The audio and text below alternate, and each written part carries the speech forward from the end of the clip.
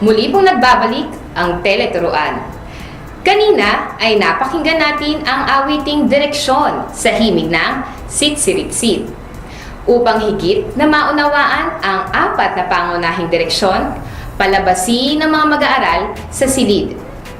Ipaturo sa kanila ang hilaga, timog, silangan, at kanluran. Maaaring gumamit ng rose compass ang guro.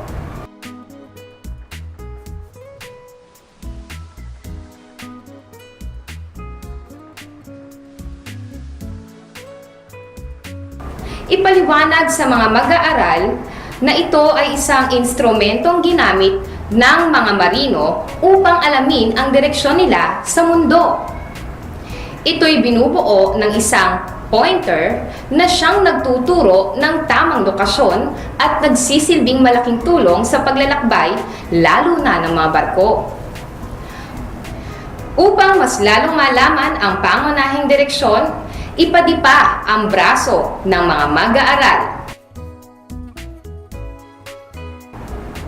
Gawing batayan ang sikat ng araw.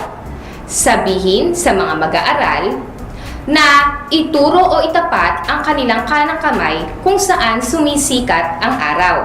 At sabihin ito ang silangan. Ang kanilang kanang kamay naman ang direksyon ng kanluran kung saan lumulubog ang araw. Sa itaas naman ang hilaga at sa ibaba ang timog.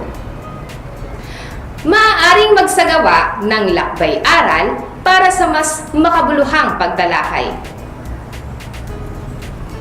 Matapos ang talakayan ay itanong sa mga mag-aaral ang mga sumusunod.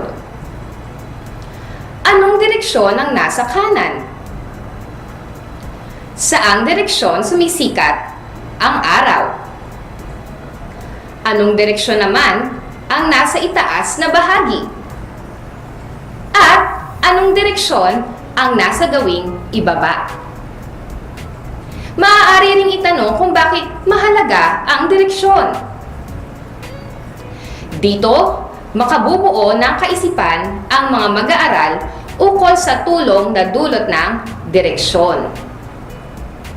Bilang kasanayan, maaaring pangkatin ang klase sa 3. Unang pangkat, ikalawang pangkat, at ikatlong pangkat.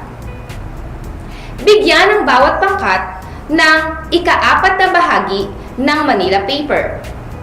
Ipahanda sa kanila ang mga kagamitang pentel pen at Crayola. Ang bawat grupo ay atasang gumuhit ng mga istruktura na kanilang makikita sa hilaga, timog, silangan, at kanluran. Matapos ang pangkatang gawain ay ipaskil sa pisara ang kanilang ginawa at ipaulat ito sa leader ng pangkat. Para sa isang pangwakas na gawain ay maaaring magpakita ng mga payak na mapa sa mga mag-aaral. Atasan silang tukuyin sa unang larawan kung saan direksyon makikita ang paaralan. Sa ikalawang larawan, saan makikita ang larawan ng bahay. Sa ikatlong larawan, saang direksyon ang taniman. At sa huling larawan, nasaan ang pamilihan. Inaasahan kong nakapagdagdag ako ng kaalaman sa inyo sa module na ito sa Araling Panlipunan. Ito pong muli si Marie Reynalda Jovel DZ Reyes mula sa Pagas Elementary School. Nagpapaalam sa inyo. Hanggang sa muli!